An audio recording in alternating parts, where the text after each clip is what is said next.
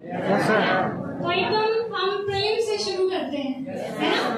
तो देखो मैं कुछ मतलब आपको कुछ ऐसे पॉइंट्स बताऊंगी जो आपको मतलब की फैक्टर्स हैं कि ये चीजें हमें माइंड में रखनी है। मतलब प्रिपरेशन के टाइम हमें ऐसा प्लान करना है कि पहली बार में निकालना है ना।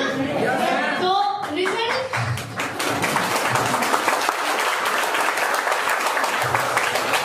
मतलब रिजल्ट चाहे कुछ भी हो वो बाद में देखा जाएगा, लेकिन हमें प्लान ऐसा ही बनाना है कि पहली बार में निकालना है, ठीक है। तो मैं कुछ की फैक्टर्स मतलब जो मुझे लगता है कि इम्पोर्टेंट है मैं आपको बता देती हूँ। देखो सबसे पहले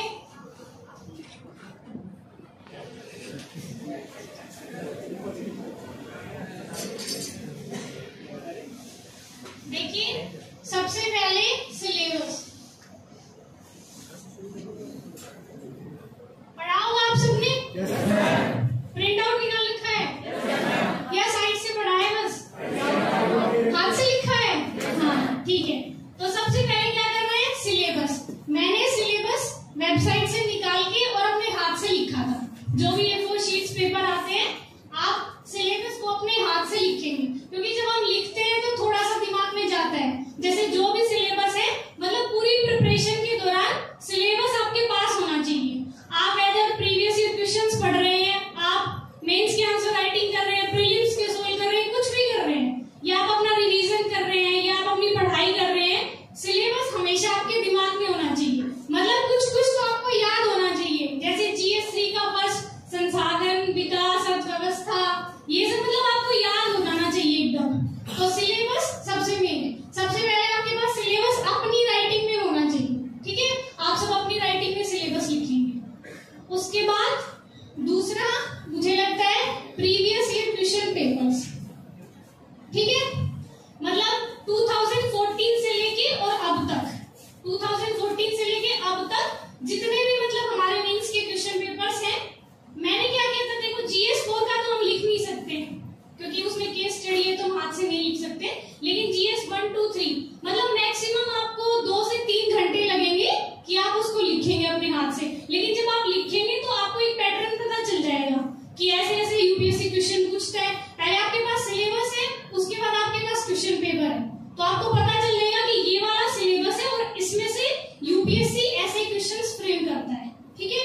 तो प्रीवियस क्वेश्चंस आपके पास होने चाहिए और अपनी राइटिंग में, ठीक है। ज्यादा टाइम नहीं लगता है, 2 से 3 घंटे लग जाएंगे, ठीक है। लेकिन उससे आपके मतलब आपको एक आइडिया हो जाएगा मोटा मोटा कि मतलब ऐसे मतलब यूपीएससी ऐसे क्वेश्चंस पूछता है, ठीक है। उसके बाद तीसरे नंबर पे आएंगे हम सोर्सेस।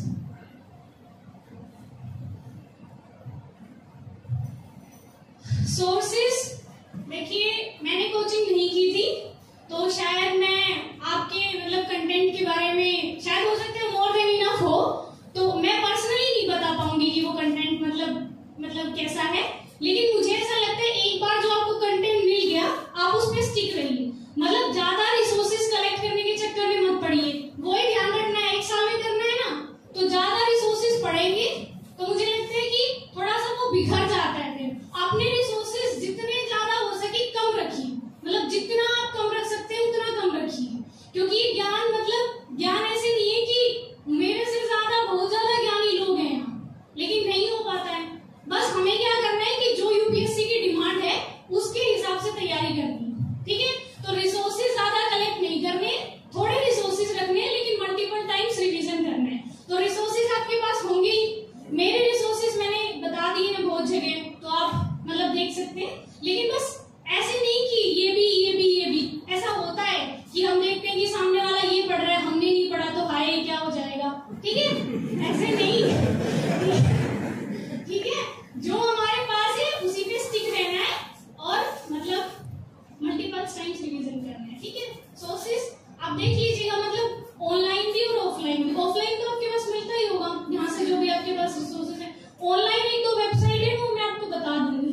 जैसे आप राज्यसभा देख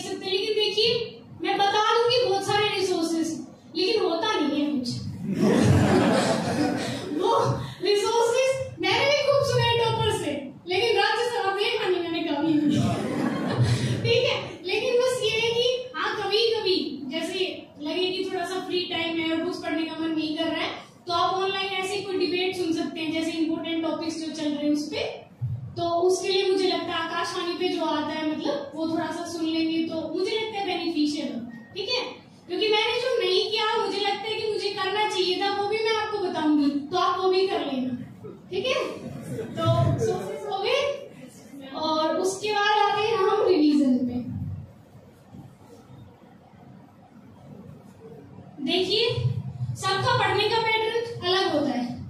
I am just saying mine, मतलब मैंने क्या किया, ठीक है। मैं क्या करती थी, जैसे मेरा शेड्यूल क्या होता था कि मैं एक टॉपिक उठाती थी, मतलब एक सिलेबस का। जैसे GS1 है तो अगर मैंने GS1 उठाया तो मैं पहले हिस्ट्री कंप्लीट करूंगी। कई मतलब टॉपर्स ऐसे भी करते हैं, कोई 2 सब्जेक्ट उठा लेते हैं, मतलब आप पॉलिटी के साथ हिस्ट्री कर रहे हैं, ज्योग्राफी कर रहे हैं, वो आपकी क्लासेस चलती होंगी तो आप उस हिसाब से एडजस्ट करेंगे। लेकिन मैं ऐसे ही करती थी कि एक सब्जेक्ट पढ़ती थी, ठीक है, और एक सब्जेक्ट के साथ हमारा करंट अफेयर्स भी चल रहा है, न्यूज़पेपर भी चल रहा है, फिर रिवीजन भी करना है। तो मुझे लगता है कि मैं एक सब्जेक्ट लेके चलती थी। जैसे मेरा हिस्ट्री शुरू हुआ तो जैसे NCERT शुरू की मैंने, उसके बाद जो स्टैंडर्ड बुक्स होती है वो शुरू की, उसके बाद दोबारा से रिवीजन किया। तो आप अपने हिसाब से देखेंगे कि आपको एक सब्जेक्ट शुरू करना है या 2 सब्जेक्ट शुरू करने हैं। पर मैंने एक सब्जेक्ट शुरू किया था, मतलब बीच में अगर कुछ मुझे समझ में नहीं आता था तो मैं छोड़ देती थी कि ये बाद में कर लेंगे, मतलब अभी अगर नहीं आ रहा है, मतलब जब मैं देख लेती थी ऑनलाइन सारा कि नहीं कुछ नहीं समझ में आ रहा है, उसके बाद मैं दूसरा स्टार्ट करती थी। तो आपके पास तो टीचर्स हैं, आप तो मतलब आपस में दोस्त भी सारे UPSC वाले हैं, तो मतलब फ्रेंड से भी हो सकता है, टीचर से भी हो सकता है, आपका मतलब जो भी डाउट हो, ठीक है। और उसके बाद मैं थोड़ा प्रीलिम्स मेंस और ऐसे करके बता देती हूँ थोड़ा सा। सर ये इरेज कैसे होगा?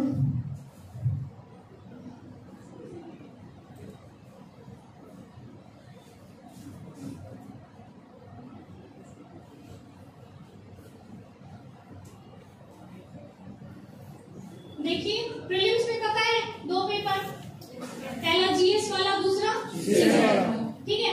अभी प्रीलिम्स आप सब देंगे ना इस बार 24 में? नो 24 कोई देगा, कोई नहीं ठीक है। पहला पेपर GS वाला, ठीक है, और दूसरा पेपर CSET।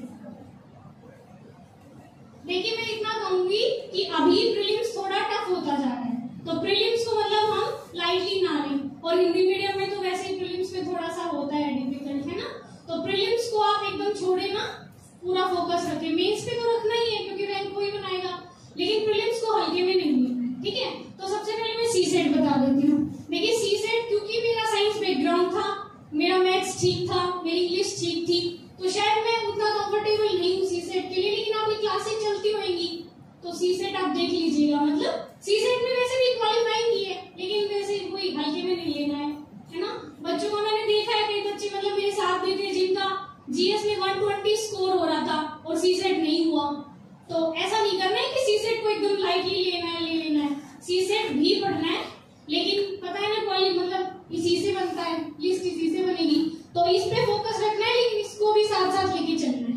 तो CSET के लिए थोड़ा सा मैं नहीं बता पाऊंगी, लेकिन बस यही है कि मैं ऐसे करती थी CSET में कि मैक्सिमम मैथ्स वाले क्वेश्चन सोल्व करती थी। मैंने तो अपने नंबर नहीं देखे, लेकिन बच्चों ने देख लिए कि दिव्या मैम 1-2 नंबर से हुई है, 3 नंबर से हुई है। तो मतलब होना ही है, बस क्वालिफाई करना है, उसमें टॉप थोड़ी करना है। तो बस मैंने ऐसे किया था, मैक्सिमम मैंने मैथ्स वाले क्वेश्चन अटेम्प्ट किए थे, ताकि मतलब मेरे एकदम आंसर निकल गए थे, तो मुझे पता था ये ठीक ही है। तो मैं अटेम्प्ट भी ऐसे ही करके आई थी, एकदम मतलब ऐसे करके कि हाँ बस पास होना है, क्वालिफाई करना है, वही। तो CSET का आप देख लीजिएगा। मैं GS का बता देती हूँ थोड़ा सा। देखिए 100 क्वेश्चन आते हैं, ठीक है। मैक्सिमम अगर आप अच्छे से पूरी ईमानदारी से पढ़ते हैं तो मैक्सिमम 40 क्वेश्चन ऐसे मिलेंगे जो आपको लगेगा कि हाँ आते हैं, थोड़ा बहुत कुछ कर लेंगे, है ना, शायद आते हैं। लेकिन 60 क्वेश्चन ऐसे होंगे जो आपको मतलब वहां अगर आप मेंटली स्टेबल हैं और एक्टिव हैं तो ही कर पाएंगे, ठीक है। क्योंकि एलिमिनेशन मेथड आपको पता ही है, वो अपनाना पड़ेगा। और जितना हमने पढ़ा है, देखिए UPSC थोड़ा सा अब डायनेमिक हो रहा है, मतलब इंटरकनेक्टेड करके पूछता है। जैसे करंट में अगर कोई न्यूज चल रही है तो उसका वो बेसिक पूछेगा, उसकी हिस्ट्री उठा के पूछेगा। तो ऐसे हमें डायनेमिक अप्रोच लेके पढ़ना है।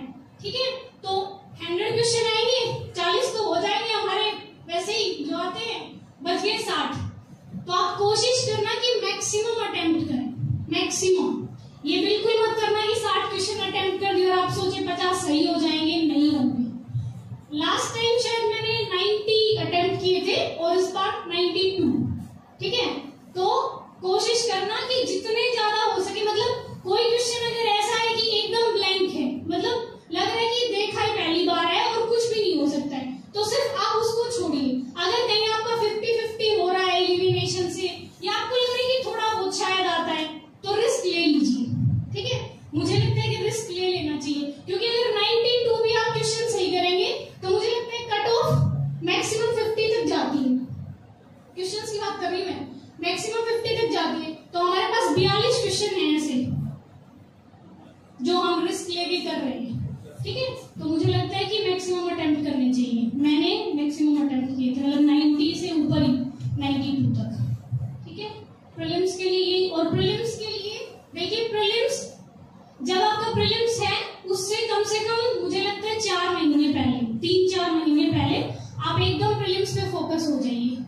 मैंने जब अपनी प्रिपरेशन स्टार्ट की थी तो आई थिंक अगस्त 2020 मतलब कुछ ऐसा था, और प्रीलिम्स था उस टाइम जून में, लेकिन वो कोविड की वजह से पोस्टपोन हो गया था, तो थोड़ा टाइम मिल गया था एक्स्ट्रा, शायद अच्छा था लग इसलिए। तो मतलब अगर आपका इस बार मई में है तो आप उस हिसाब से मतलब कैलकुलेट करके 3-4 महीने पहले से एकदम प्रीलिम्स पे फोकस, एकदम प्रीलिम्स पे, क्योंकि अगर प्रीलिम्स हो गया तो प्रीलिम्स के बाद भी हमें 3 महीने मिलते हैं। मतलब इतना अगर हमने पढ़ा हुआ है तो हम उस 3 महीने में भी बहुत कुछ पढ़ सकते हैं। तो प्रीलिम्स को एकदम हल्के में ना ले। मैं मतलब लिटरली बता रही हूँ, जब मेरा प्रीलिम्स हो गया था तो मुझे ये लगता था कि इस बार मेंस ना दूं, क्योंकि मेंस की तैयारी नहीं है उतनी अच्छी, मुझे लगा कि नहीं होएगा मेंस तो। लेकिन जब मतलब वो 3 महीने अच्छे से प्रिपरेशन की और पूरी मेहनत की तो हो गया। तो इसलिए प्रीलिम्स अच्छे से करना है 3-4 महीने में। अभी इस बार शायद आपका मई में है ना, 28 को कुछ है, हाँ। तो मतलब 3-4 महीने आप कैलकुलेट करें, फरवरी से मतलब स्टार्ट कर दीजिए प्रीलिम्स की पढ़ाई, मतलब एकदम प्रीलिम्स पे फोकस हो जाए। देखो सिलेबस तो सेम ही है, कुछ अलग नहीं है, सोर्सेज भी हमारे सेम ही है, वही न्यूज़पेपर, वही बेसिक, लेकिन थोड़ा सा बस अप्रोच चेंज हो जाती है। प्रीलिम्स में थोड़ा सा फैक्चुअल हो जाते हैं, वैसे अब तो थोड़ा सा वो और भी डायनेमिक पूछने लगे कॉन्सेप्ट को घुसा के, लेकिन फिर भी मुझे लगता है कि मतलब थोड़ा सा बस अप्रोच चेंज होएगा, पढ़ाई आपकी हो ही रहेगी, है ना। तो प्रीलिम्स आप 3-4 महीने पहले से शुरू कर दीजिए ना।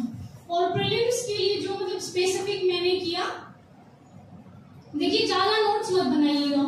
जैसे आप न्यूज़पेपर पढ़ते होंगे डेली, कौन सा पढ़ते हैं? 9 इंडियन एक्सप्रेस, मतलब इंग्लिश क्या पढ़ते हैं ना, नहीं पढ़ते। मतलब देखिए थोड़ा सा मुझे ऐसा लगता है कि इंग्लिश का पढ़ लेना चाहिए, क्योंकि शुरू में थोड़ी सी दिक्कत आती है। जब मैंने हिंदू शुरू किया था, एकदम शुरू में जब मेरी प्रिपरेशन शुरू हुई, तो मेरे को शायद 3 घंटे लगते थे, 3 घंटे लगते थे, और मैं हिंदू में लगाती थी 3 घंटे, क्योंकि मुझे ये जो फोबिया होता है कि हाँ इंग्लिश वाले हिंदू पढ़ रहे हैं, हम नहीं पढ़ रहे हैं, तो मुझे लगता है हिंदू पढ़ लेना चाहिए। मतलब वेदर हिंदू और इंडियन एक्सप्रेस आप कोई भी प्रीफर कर सकते हैं, लेकिन एक बार इंग्लिश का देख लेना चाहिए। मैंने क्या किया था, जैसे शुरुआत में मैंने 3-4 महीने पढ़ा था हिंदू, मतलब मैं मंगवाती थी गाँव में और पढ़ती थी उसको, लेकिन उसके बाद मुझे ये हो गया था कि हाँ क्या क्या इंपॉर्टेंट है मुझे पता चल गया। जब मैंने इतना टाइम दिया तो फिर मैं उसका बस एनालिसिस देख लेती थी यूट्यूब पे। मतलब आप किसी का भी देख लीजिए, जो भी आपको अच्छा लगे, मैं कोई प्रेफर नहीं करूंगी, जो भी आपको अच्छा लगे आप 1-2 दिन देख लीजिए ना। एनालाइज आप जब देखते हैं तो उससे क्या फायदा होता है, एक तो आपको पहले से पता है कि क्या क्या इंपॉर्टेंट